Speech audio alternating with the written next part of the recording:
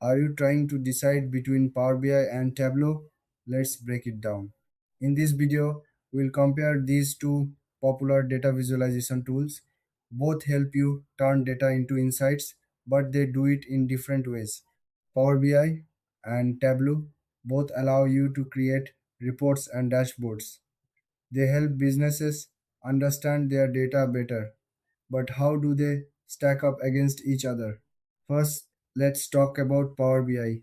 It's part of the Microsoft family. This means it works well with other Microsoft tools like Excel and Azure. Power BI is user friendly and great for beginners. It offers a lot of built in features. You can easily share your reports online. Now, let's look at Tableau. Tableau is known for its powerful visualization capabilities. It allows you to create stunning graphics and interactive dashboards. It's a bit more complex than Power BI, but once you get the hang of it, you can do amazing things with your data. So, what are the key differences? Power BI is generally more affordable and easier to use. Tableau, on the other hand, offers more advanced analytics and visual options. When it comes to features, Power BI has a strong focus on integration with Microsoft products.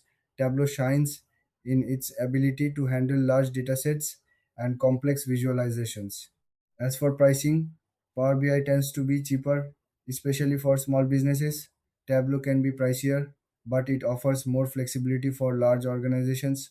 In the end, if you're new to data analysis or on a budget, Power BI might be the way to go. But if you need advanced features and stunning visuals, Tableau could be the better choice. Thanks for watching. If you found this comparison helpful, don't forget to like and subscribe for more videos like this.